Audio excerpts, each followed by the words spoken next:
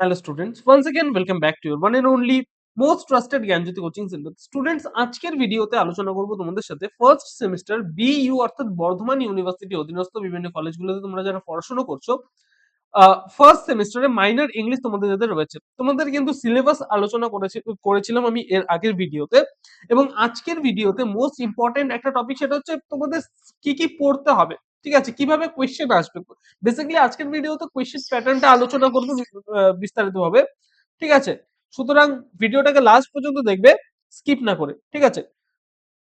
আহ, তোমাদের এই যে সিলেবাসটা রয়েছে, এই সিলেবাসটার মধ্যে তোমাদের 2 মার্কস, 5 মার্কস এবং 10 মার্কসের যে কোয়েশ্চেন গুলো রয়েছে, সেই কোয়েশ্চেন গুলো কিন্তু তোমাদের আসবে, ঠিক আছে।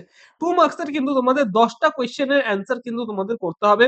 এবং এই 10টা কোয়েশ্চেন মানে সর্বমোট বেশ কিছু 15টার মতো কোয়েশ্চেন তোমাদের থাকবে। তার মধ্যে থেকে শুধুমাত্র 10টা কোয়েশ্চেনের অ্যান্সার করতে হবে, এটা হচ্ছে তোমাদের 2 মার্কস, ঠিক আছে। এইভাবে কোয়েশ্চেন গুলো আসবে। এখানে কিন্তু রেটরিক রয়েছে, প্রসোডি থেকে আসবে না, রেটরিক থেকে কিন্তু তোমাদের দুটো কোয়েশ্চেন কিন্তু অবশ্যই আসবে এখানে। দেখো লাস্ট একদম দুটো কোয়েশ্চেন দেখো, হোয়াট ইজ মেটাফোর, ঠিক আছে, হোয়াট ইজ মেটাফোর এখানে কিন্তু রয়েছে, এবং হোয়াট ইজ অ্যান্টিথেসিস এটা কিন্তু রয়েছে। এটা কিন্তু রেটরিকের মধ্যে পড়ছে, বুঝতে পারলে।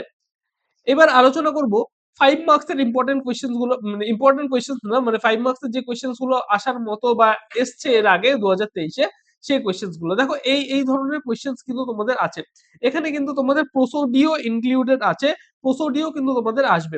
প্রোসোডির মধ্যে দেখো, এখানে তোমাদের 4টা বা 5টা বা 6টা লাইন দেওয়া থাকবে, সেটাকে স্ক্যানশন করতে হবে।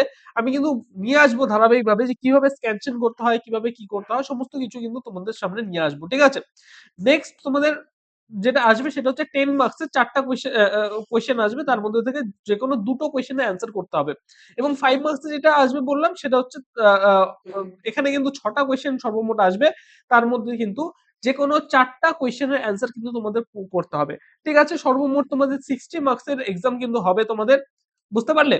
তো রেটরিক প্রসিডিটা খুব ইম্পর্টেন্ট, ঠিক আছে। এবং রেটরিক প্রসিডির পাশাপাশি পরবর্তী ক্লাসের থেকে আমি কিন্তু রেটরিক নিয়ে আলোচনা করব বিস্তারিতভাবে, রেটরিক কিভাবে পরীক্ষায় লিখবো, সম্পূর্ণ কিছু কিন্তু স্টেপ বাই স্টেপ কিন্তু পরের ভিডিও থেকে কিন্তু আলোচনা শুরু করব, ঠিক আছে। সো আজকের জন্য এতটুকুই। দেখা হচ্ছে আর একটা নতুন ভিডিওতে নতুন কোনো টপিকের সাথে। Till then keep learning, keep exploring. Thank you so much.